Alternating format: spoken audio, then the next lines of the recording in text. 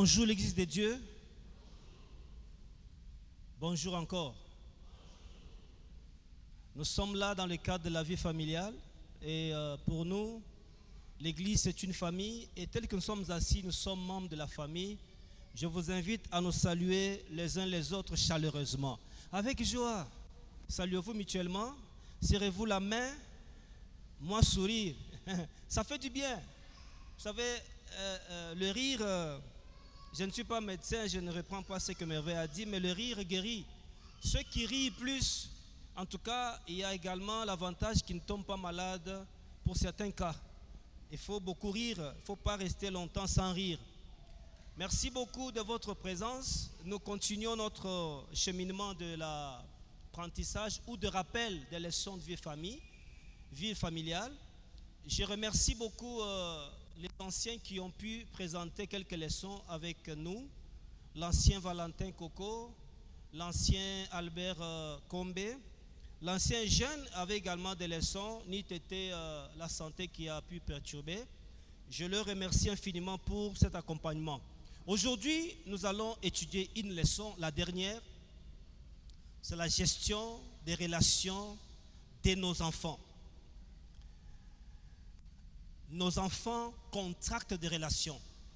Nos enfants, quand ils naissent, ils ne restent pas seulement dans nos maisons. Nos enfants sont en train d'engendrer un environnement autour de Bazako ou Mela avec les autres. Alors, cela nous oblige, nous, à savoir comment gérer ces relations-là. Il y a beaucoup de parents qui ne s'occupent pas trop des relations que leurs enfants contractent, alors que les relations que les enfants contractent ont un impact majeur sur leur éducation. Si les parents ne font pas attention, je dis bien, si les parents ne font pas attention aux relations que leurs enfants ont avec les autres, il y a risque qu'ils soient surpris de certains agissements dans leur maison. C'est pourquoi, vous savez, ne bloquez pas trop vos enfants à ne pas avoir un environnement autour d'eux. Bon, bloquez banaté. Mais il faut plutôt savoir comment gérer leur épanouissement vers les autres. C'est très important. La première des choses qu'il faut connaître, c'est qu'il y a un défi inévitable. Il y a une voie inévitable que vous ne pouvez pas empêcher. Quand les enfants grandissent, quand vous les inscrivez dans les écoles, c'est fini. Ils font face aux autres personnes que vous ne connaissez pas. Ils rencontrent des amis que vous ne connaissez pas. Ils vont faire des choix de leur environnement eux-mêmes sans vous. Vous savez, quand vous allez dans l'école de votre enfant, vous le trouvez collé à quelqu'un, à un ami, à une amie. Vous ne connaissez pas comment ça a commencé. Mais l'enfant peut ne même pas vous expliquer comment il a pu choisir tel et non pas tel autre. Ces choses-là ne sont pas maîtrisées par vous. Et si vous ne prenez pas garde à ça, vous allez inévitablement assister à des chaos éducatifs dans vos maisons. Donc, il faut aider vos enfants dans ce défi-là à faire des bons choix de leur environnement social. Il faut vous approcher de votre enfant et de celui qui lui approche aussi. Quand votre enfant vous présente son ami, son proche camarade, vous faites en sorte de vous approcher de l'ami de votre enfant. C'est très important. Il ne faut pas éloigner l'ami de votre enfant d'emblée. Non, il faut vous approcher de lui, qu'il sente que vous l'approchez, vous ne l'évitez pas. Il faut aider vos enfants à contracter des relations. Évitez que votre enfant ait des relations d'emblée, des amitiés avec des grandes personnes plus que lui ou plus qu'elle. Il y a des conséquences physio et psychologiques, ce n'est pas intéressant. Mais également, il faut dans ce défi-là découvrir la famille des amis de vos enfants. Il faut connaître les parents des amis de vos enfants. Il faut savoir mwana oyo aza mwana ya nani et que baboti na ye baza ndenge nini. Il faut à tout prix chercher à le savoir. C'est un défi qu'il faut relever. Il faut le faire avec beaucoup de tact. La deuxième chose, il faut gérer ses relations. Il faut gérer et non pas empêcher. Comment? Il faut organiser les rencontres de vos enfants avec leurs amis chez vous. Faites en sorte qu'à l'occasion d'une fête de famille, que votre enfant appelle son ami, que votre enfant appelle ses amis, qu'il vienne dans cette fête-là, et vous maintenant, observez-les. Observez les gestes et les faits des amis de vos enfants pour identifier certains faits étrangers dans votre enfant.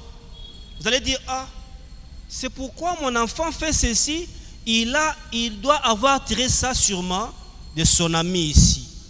Pourquoi? Parce qu'il est présent chez vous. Et ensuite, il faut identifier les excès de comportement de votre enfant. Il y a des enfants à la maison, ils sont mous, ils sont calmes. Libanda, moto. Et si on dit aux parents, ton enfant fait ceci, non, mon enfant ne peut pas faire cela. Non. Alors que ça est solo. Donc il faut à tout prix aller peut-être discrètement dans les autres environnements où votre enfant vit pour voir comment Azako Salamakam. Et à la maison là-bas, il est très calme. Ah bon?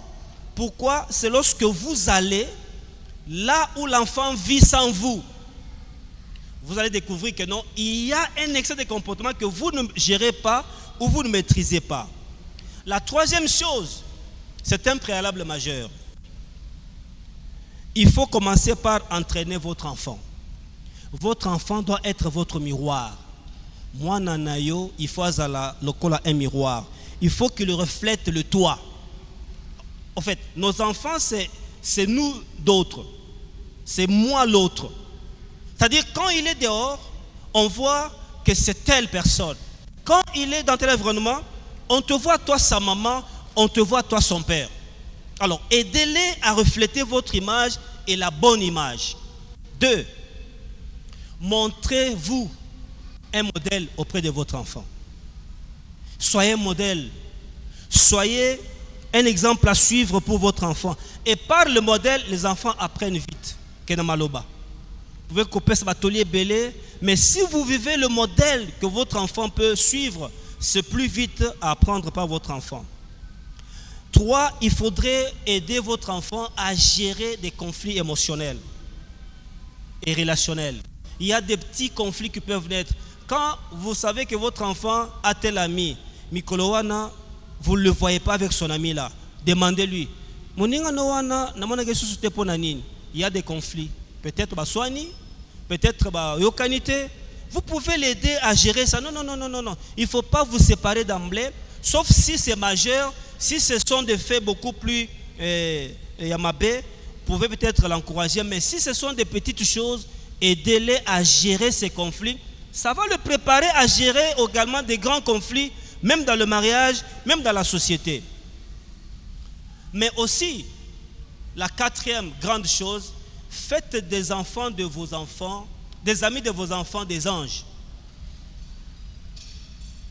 Comme des personnes qui jouent la garde autour de vos enfants.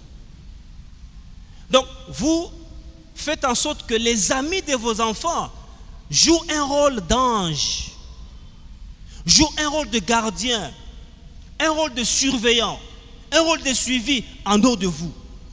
C'est que vous allez faire en sorte que vous puissiez s'aimer dans ces amis-là une marque de confiance au-delà. Vous pouvez même l'appeler sans votre enfant. Vous appelez même de votre enfant. Comment ça va? Comment votre ami? Comment c'était à l'école? Sans que votre enfant ne le sache. Ça vous permet d'avoir une atmosphère autre de votre enfant sans lui ou sans elle. C'est très important. Ne vous méfiez pas des amis de vos enfants. Et même, si vous les empêchez d'avoir des amis, beaucoup aussi, ils auront des amis en cachette. Ils auront des mauvais amis d'ailleurs en cachette. Mais si vous les amenez à avoir des bons amis, vous allez les préparer à gérer leur société, leur environnement, et vous n'aurez pas à perdre. Vous pouvez éduquer vos enfants, mais aussi éduquer à travers vos enfants les amis de vos enfants. Exemple, quand ils viennent à la maison, à côté n'allez pas Panandako. Tu dis non, regarde, il faut laisser les babouches dehors. Il l'apprend chez vous. Alors que dans leur maison, ils entrent comme ça. Quand vous le trouvez, il a les pieds à tienne à messa. Tu dis non, écoutez, on ne met pas les pieds sur la table. Donc, vous pouvez éduquer l'ami de votre enfant chez vous. Et il peut trouver un exemple à suivre, à amener auprès de ses parents. Donc, il faut montrer à vos enfants comment on se comporte et aux amis de vos enfants comment également on se comporte. Et ça fait une jonction d'éducation. La chose pour laquelle il faut faire attention, ce sont des compromis. Faites en sorte que vos enfants bakot en domaine à compromis. C'est que basangi sa bilo côté, basangi sa éducation te, basangi sa maïel te, qui soit télémis sur l'éducation au Pessi Bango et qui ne bouge pas ni à gauche ni à droite. C'est pourquoi je reviens sur le verset de Proverbe 22, verset 6. Le verset dit: éduque, instruis l'enfant selon la voie qu'il doit suivre, et quand il sera vieux, il ne s'en détournera pas. Faites en sorte que votre enfant n'entre pas dans la compromission.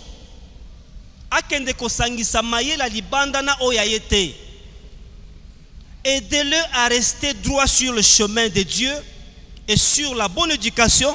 Ça va aider que sa vie soit construite et qu'il n'ait pas de problème même dans sa vie future. Pour terminer, nous insistons sur le fait que nos enfants doivent être bien éduqués au départ. Nous devons d'abord asseoir l'éducation de nos enfants comme socle.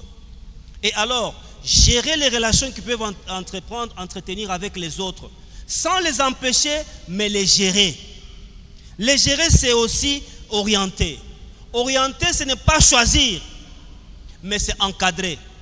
Lorsque vous encadrez votre enfant, vous l'aidez à identifier le mal du bien, il peut entretenir de bonnes relations avec les autres, il sera une personne épanouie, il sera capable d'avoir des liens significatifs, il sera également à même de faire preuve de bonté auprès de ceux qui l'entourent. Et alors, ce facteur de gestion de relations de nos enfants, c'est un investissement, c'est un grand investissement pour nos enfants. Lorsque nous les aidons à mieux vivre avec les autres, nous investissons en eux. Et nous n'aurons pas peur, peu importe là ils vont partir, côté, parce que nous savons que dans nos enfants. Je voudrais que les parents qui prennent l'engagement de semer la bonne semence dans leurs enfants comme une éducation totalement basée sur la foi chrétienne, qui lèvent leurs mains. Ceux qui veulent que leurs enfants aient une éducation basée sur la parole de Dieu et que cela soit un fondement solide pour toute leur vie durant, levez votre main. Merci beaucoup. Vous pouvez vous lever, nous allons prier le Seigneur.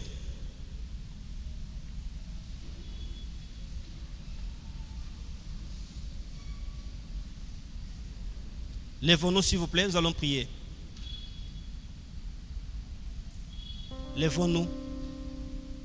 Si quelqu'un à tes côtés ne se lève pas, télémisaïe.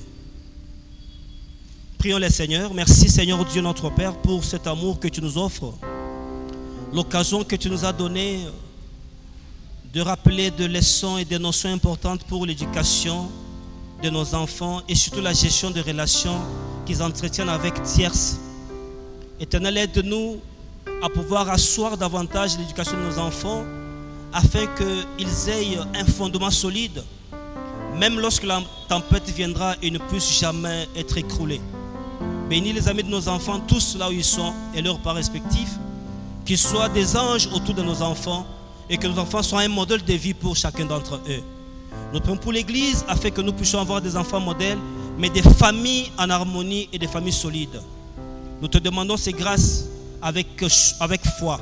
Et nous croyons, Père, que tu feras de nos familles de paradis, où il fait beau vivre, où nos enfants sont un modèle et nous sommes également un modèle d'inspiration pour chacun d'entre nos enfants. Nous te demandons avec foi, au nom de Jésus-Christ. Amen. Que Dieu vous bénisse tous, au nom de Jésus-Christ. Amen.